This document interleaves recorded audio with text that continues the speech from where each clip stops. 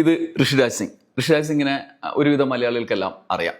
അദ്ദേഹം കേരളത്തോടുള്ള ഇഷ്ടം കൊണ്ട് റിട്ടയർ ചെയ്തിട്ടും കേരളത്തിൽ തന്നെ ജീവിക്കുന്ന കേരളീയനായി മാറ്റപ്പെട്ട സ്വയം ഇഷ്ടം കൊണ്ട് മാറിയ ഒരാളാണ്.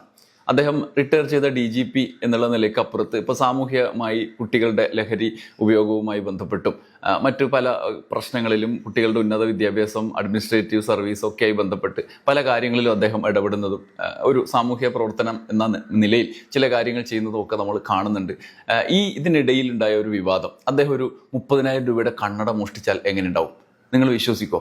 എന്നാൽ അങ്ങനെ ഒരു വാർത്ത നമ്മുടെ നാട്ടിലെ പത്രങ്ങളിൽ അച്ചടിച്ചു വന്നു. അങ്ങനെ ഒരു വാർത്ത നിർമ്മിക്കപ്പെട്ടു. അതുമായി ബന്ധപ്പെട്ട വിവാദങ്ങളുണ്ട്. ആ കാര്യത്തിലേക്കാണ് ഞാൻ വരുന്നത്. നേരിട്ട് പ്രശ്നത്തിലേക്ക് കടക്കാം. എന്താണ് സംഭവം എന്ന് വെച്ചാൽ, അദ്ദേഹം ഒരു കണ്ണട മോഷ്ടിച്ചു എന്ന് പേര് പറയാതെ ഒരു വാർത്ത പ്രസിദ്ധീകരിച്ചു. മംഗളം പത്രത്തിലാണ് വാർത്ത വന്നത്. ആദ്യം നമുക്ക് വാർത്ത നോക്കാം, അതിനുശേഷം 2 വിശദീകരണങ്ങൾ, അതിനുശേഷം ഒരു കൺക്ലൂഷനാണ് ഈ വീഡിയോയിലൂടെ ഉദ്ദേശിക്കുന്നത്. വന്ദേ ഭാരതിൽ ഡോക്ടറുടെ കണ്ണട അടിച്ചുമാറ്റി പോലീസ് ഉന്നതൻ എന്ന തലക്കെട്ടിൽ മംഗളം പത്രത്തിലാണ് വാർത്ത വന്നത്. വന്ദേ ഭാരത് ട്രെയിനിൽ ഡോക്ടറുടെ കണ്ണട അടിച്ചുമാറ്റി പോലീസ് ഉന്നതൻ. സംഭവത്തിൽ FIR രജിസ്റ്റർ ചെയ്തിട്ടില്ല. വന്ദേ ഭാരതിൽ നിന്ന് കിട്ടിയ വീഡിയോ ആണ് സംഭവത്തിലെ പ്രധാന തെളിവ്. തിരുവനന്തപുരത്ത് നിന്ന് എറണാകുളത്തേക്ക് വന്ദേ ഭാരത് എക്സിക്യൂട്ടീവ് കോച്ചിൽ യാത്ര ചെയ്ത ഒരു ഡോക്ടറുടെ 30,000 രൂപ വിലയുള്ള കണ്ണട IPSകാരൻ അടിച്ചു മാറ്റിയതായാണ് ആക്ഷേപം.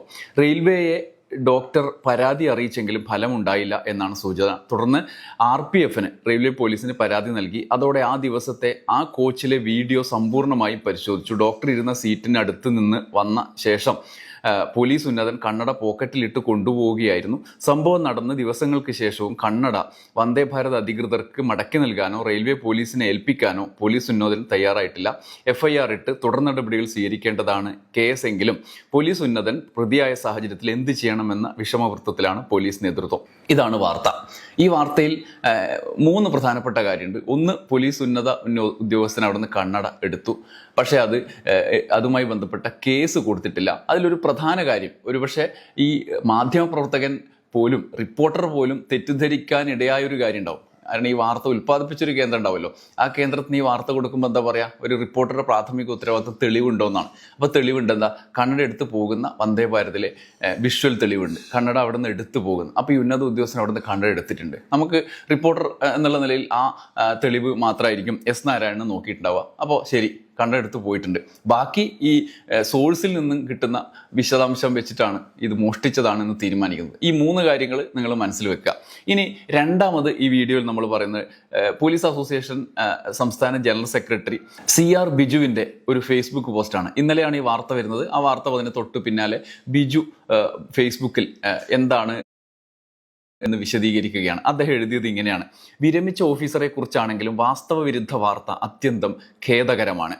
വന്ദേ ഭാരതിൽ അടുത്തടുത്തിരുന്ന് യാത്ര ചെയ്ത യാത്രക്കാരി മറന്നുവെച്ച കണ്ണടയും ഒരു പുസ്തകവും റിട്ടയർ ചെയ്ത ഓഫീസറുടെ ശ്രദ്ധയിൽ വരികയും അപ്പോൾ തന്നെ അത് അദ്ദേഹം എടുത്ത് യാത്രക്കാരി ഇറങ്ങിയ വഴിയെ മെയിൻ എൻട്രൻസ് വരെ പോയി അവരെ അന്വേഷിക്കുകയും ചെയ്തു.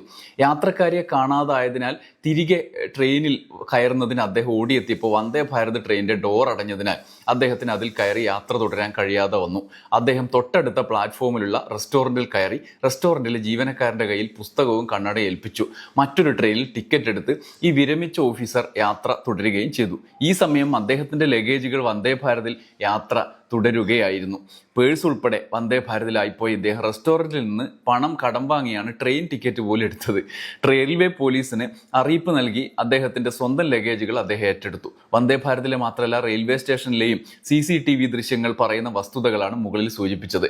കേരള പോലീസിൽ എക്കാലത്തെയും സത്യസന്ധനായ പോലീസ് ഓഫീസർമാരിൽ ഒരാൾ എന്നറിയപ്പെടുന്ന അദ്ദേഹം സഹയാത്രക്കാരി മറന്നുവെച്ച കേവലം ഒരു കണ്ണടയും പുസ്തകവും എടുത്ത് പിന്നാലെ പോയതിലൂടെ ആ ട്രെയിനിലെ തുടർന്നുള്ള യാത്രയും സ്വന്തം ലഗേജും കൈവിട്ടു പോയ യാതന അനുഭവിച്ചത് കാണാതെ അവ കൈവശപ്പെടുത്തി എന്ന തരത്തിൽ നൽകിയ വാർത്ത ഇനിയെങ്കിലും തിരുത്താൻ പത്രം തയ്യാറാകണം. ഇതിനകം തന്നെ സാമൂഹ്യ മാധ്യമങ്ങളിലൂടെ ലോകം ചുറ്റിക്കഴിഞ്ഞ് ഈ വാർത്തയുടെ വസ്തുത ജനങ്ങളിലെത്തിക്കാൻ മുഖ്യധാര മാധ്യമങ്ങളും സാമൂഹ്യ മാധ്യമങ്ങളും തയ്യാറാകണം എന്നാണ് CR ബിജുവിൻ്റെ ഫേസ്ബുക്ക് പോസ്റ്റ്. ഇതാണ് രണ്ടാമത്തെ കാര്യം. ഇനി മൂന്നാമത്തേത്, അപ്പോഴും നമ്മൾ പേര് പറയാതെ പേര് മനസ്സിലാക്കാനാണ് സോഷ്യൽ മീഡിയയുടെ ഒരു സ്വഭാവം അനുസരിച്ചിട്ട് ഈ വാർത്ത കാരണമായത്.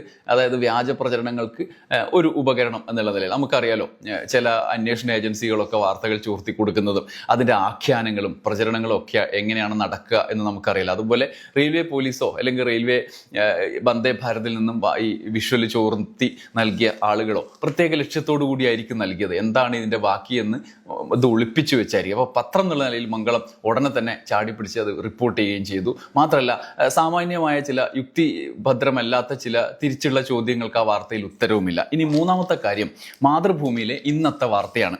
സഹായിക്കാൻ ഇറങ്ങി ഋഷിരാജ് സിംഗ് പെട്ടു എന്നാണ് മാതൃഭൂമിയിലെ വാർത്ത. കണ്ണട മോഷ്ടിച്ചു എന്ന് ചിത്രീകരിച്ച സാഹചര്യം വാർത്തയിൽ പറയുന്നുണ്ട്. തീവണ്ടിയിൽ യാത്രിക കണ്ണട മറന്നുവെച്ചെന്ന് കരുതി തിരികെ കൊടുക്കാൻ പ്ലാറ്റ്ഫോമിൽ ഇറങ്ങിയ മുൻ DGP ഋഷിരാജ് സിംഗിന് വണ്ടി നഷ്ടമായി, പോരാത്തതിന് വില കൂടിയ കണ്ണട മോഷ്ടിച്ചെന്ന് ചിത്രീകരിക്കപ്പെടുകയും ചെയ്തു. സർവീസിലുടനീളം സത്യസന്ധനായ ഉദ്യോഗസ്ഥനെന്ന് പേരെടുത്ത ഋഷിരാജ് സിംഗ് വാസ്തവ വിരുദ്ധമായ വാർത്തയുണ്ടാക്കിയ ആഘാതത്തിൽ നിന്നും മുക്തനായിട്ടില്ല. കഴിഞ്ഞ വ്യാഴാഴ്ച വന്ദേ ഭാരതിൽ തിരുവനന്തപുരത്ത് നിന്നും തിരൂരിലേക്കുള്ള യാത്രക്കിടെ എതിർവശത്തെ സീറ്റിലുണ്ടായിരുന്ന തൃശൂർ സ്വദേശി ഡോക്ടർ രമ മുകേഷിനെ സഹായിക്കാൻ ശ്രമിച്ചതോടെയാണ് ഋഷിരാജ് സിംഗ് കള്ളനായി ചിത്രീകരിക്കപ്പെട്ടത്.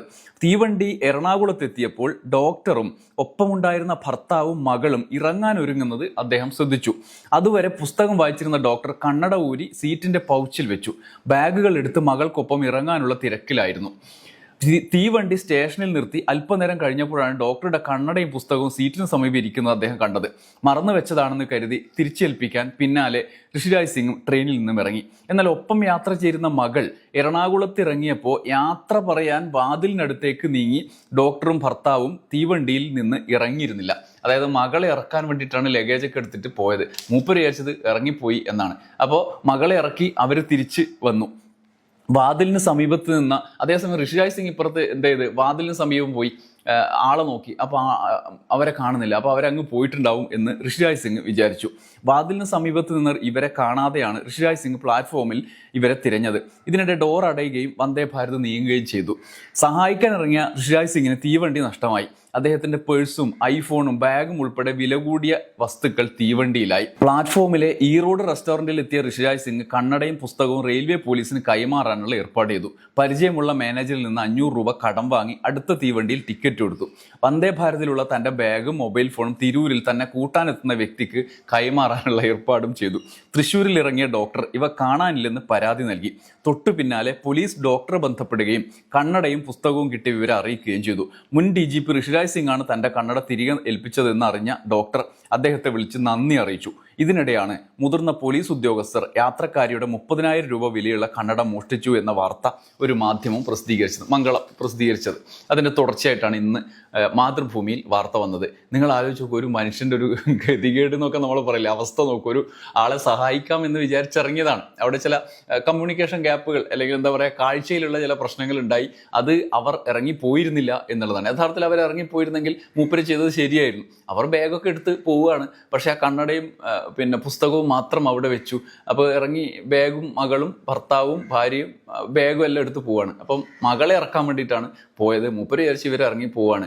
അപ്പോൾ ഒന്ന് ഹെൽപ്പ് ചെയ്യാൻ വേണ്ടി പോയതാണ്. മൂപ്പരുടെ നഷ്ടം ആലോചിച്ച് നോക്കൂ. അന്നത്തെ ദിവസം പോയി അവിടെ ബാഗും ഇതൊക്കെ എടുത്തു വെക്കാൻ ആളുണ്ടായിരുന്നു. മൂപ്പര് ഒരു ഉന്നത ഉദ്യോഗസ്ഥനായതുകൊണ്ട് എടുത്തു വെക്കാൻ ആളുണ്ടായിരുന്നു. പക്ഷെ ഒരു സാധാരണക്കാരനാണെങ്കിൽ ഈ വാർത്തയുടെ അടിസ്ഥാനത്തിൽ അയാൾ എന്തുമാത്രം ക്രൂശിക്കപ്പെടും എന്നുകൂടി ആലോചിച്ച് നോക്കൂ. ഇതിൻ്റെ തുടർച്ചയായിട്ട് ഋഷിരാജ് സിംഗ് ആയതുകൊണ്ട് ചിലപ്പോൾ ആ കടക്കാരൻ തിരിച്ചറിഞ്ഞ് ഇതിൻ്റെ ഉടമസ്ഥരോട് പറഞ്ഞിട്ടുണ്ടാവും ഋഷിരാജ് സിംഗ് ആണ് എന്ന് പറഞ്ഞിട്ടുണ്ടാവും. നേരെ കുറച്ചൊരു സാധാരണക്കാരനാണെങ്കിൽ അതിൽ എമ്മാതിരി ഇരയായി മാറും എന്നുള്ളത് കൂടി നമ്മൾ ആലോചിച്ച് നോക്കുക. യഥാർത്ഥത്തിൽ വന്ദേ ഭാരതിനകത്ത് നിന്ന് കണ്ണെടുക്കുന്ന ദൃശ്യം, അവിടെ പതിഞ്ഞ CCTVയിലെ ദൃശ്യം വെച്ച് ആ ദൃശ്യം കണ്ട കൂട്ടത്തിൽ വന്ദേ ഭാരതിൻ്റെ ദൃശ്യം പരിശോധിക്കുന്ന ആരോ ഒരാൾ അത് പുറത്തേക്ക് വിടുകയാണ്. എന്നിട്ട് മൂപ്പർ ഇങ്ങനെ മോഷ്ടിച്ചു കൊണ്ടുപോയി എന്ന് തീരുമാനിക്കുകയാണ്.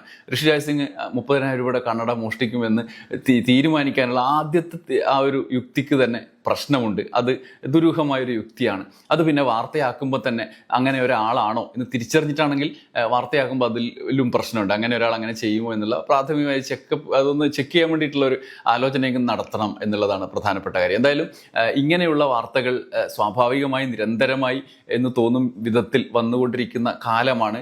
പല അന്വേഷണ സംഘങ്ങളുടെ പേരിൽ അവരുടെ ടാർഗറ്റുകളെ റെഡിയാക്കാൻ വേണ്ടിയിട്ടൊക്കെ ചെയ്യുന്നത് നമ്മൾ കാണുന്നുണ്ട്. അതിൻ്റെ തുടർച്ചയായിട്ട് ഉള്ള വാർത്തകൾ നമ്മൾ നമ്മൾ കാണുന്നുണ്ട്. എന്നാൽ അതിനപ്പുറത്ത് അത്രയോളം പോയിട്ടില്ലെങ്കിലും ഇങ്ങനെ ഒരു വാർത്ത ഈ ഘട്ടത്തിൽ നമ്മൾ വരുമ്പോൾ അതൊരു വലിയൊരു പാഠമാണ്. ഇനിയും ഇമാതിരി വാർത്ത വായിക്കുമ്പോൾ നമ്മൾ വിശ്വസിക്കുന്ന ആളുകൾക്കും അത് റിപ്പോർട്ട് ചെയ്യുന്ന റിപ്പോർട്ടർമാർക്കും കൂടുതൽ ഉത്തരവാദിത്തം നൽകുന്നുണ്ട്. ഇങ്ങനെയുള്ള വീഴ്ചകളിലേക്ക് പോകാം എന്നുള്ള ഉത്തരവാദിത്തം നൽകുന്നുണ്ട്.